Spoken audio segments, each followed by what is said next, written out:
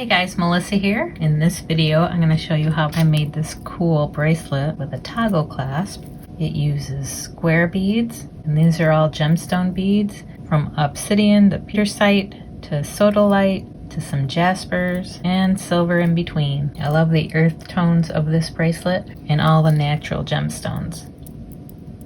So if you want to see how I made this, just stay tuned and I'll show you how.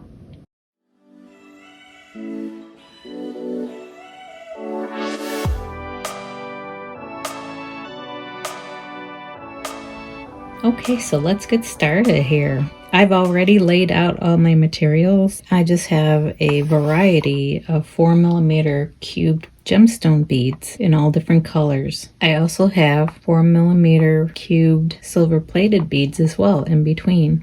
I also grabbed a silver plated toggle clasp, a couple crimp beads, some AccuFlex beading wire, 49 strands, so it's nice and bendy. So what I did is I bought a bunch of cubed gemstone beads from Fire Mountain Gems in a variety of colors. I've got like blue sodalite, some green jasper, snowflake obsidian, petersite. We have mahogany obsidian here. Nice variety of colors and textures here for a nice earthy toned bracelet. Oh, and also on both ends of my bracelet, I've got sterling silver seamless round beads here. They're 4mm, just to give it a little bit of variety at the end. All right, so this shouldn't be too bad. Hopefully my crimps behave themselves, and let's get going. Just need to pull out some bead wire. This bracelet should measure about 7.5, so I'm going to cut myself about 9 inches. Of course, you'll need a pair of crimping pliers.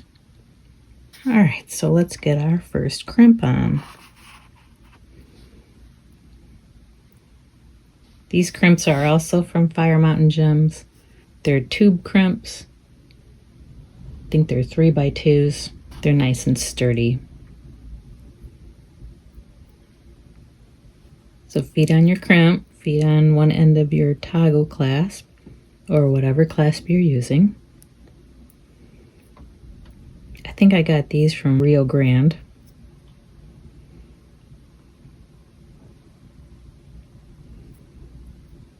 You want to snug your crimp up, but you want enough room for your toggle to move freely. So that looks good right there. On the innermost section of your crimping pliers, give that an initial crimp. And come back to the outermost portion and give that another crimp. And then with the end of your pliers, smush it all down nicely. I actually smushed it too much. I made a sharp end. If you ever get sharp edges on your crimps, you can go ahead and file them. You got a metal file handy.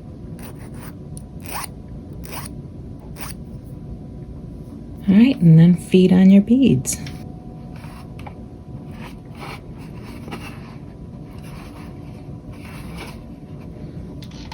If you have a little bit of a tail, see if you can feed it up through the first couple beads.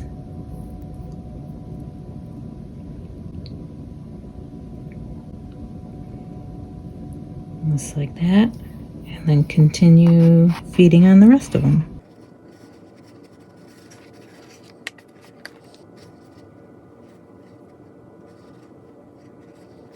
These bead boards are nice for laying out your beads and such, to keep your beads organized. And in this case, make sure I have all my beads laid out in a nice configuration. Nice color scheme.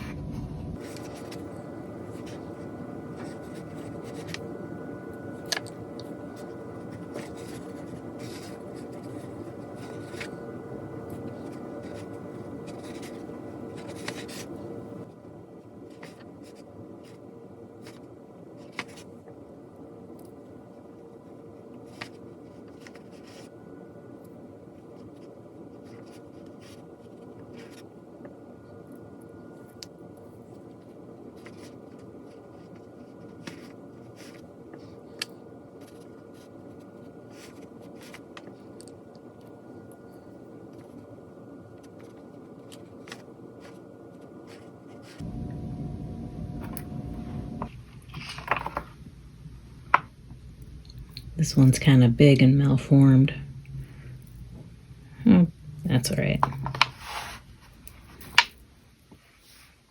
It doesn't look too bad. I think Fire Mountain Gems has different grades of gemstone beads. So some of them are perfect 4x4s, like this one, and that one. But these are not quite perfect. So if you want perfect, make sure they're grade A or whatever they rate them.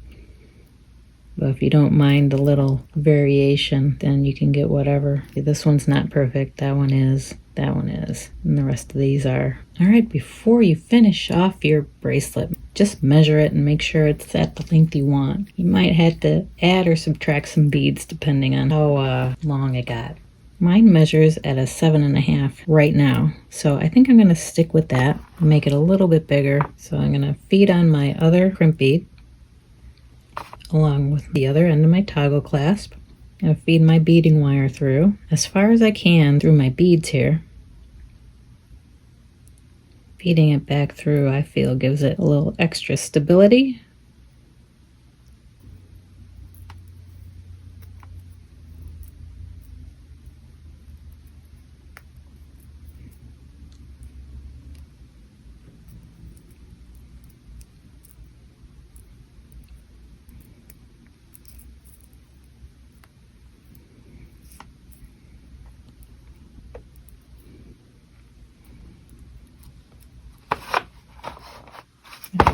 That seems like enough.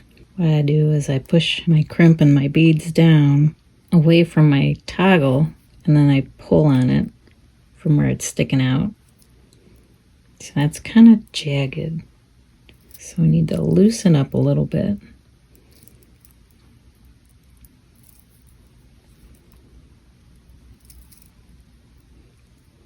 But I think once we cut the tail, it should be fine.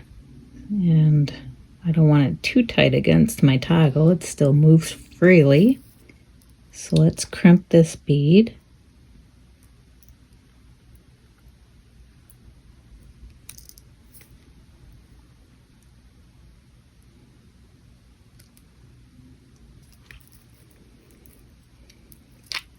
And then cut her tail off snug against my bead. There, it's not as kinky. There we have it. I really like this style. All right, so this bracelet ended up pretty close to an 8. A pretty nice size here.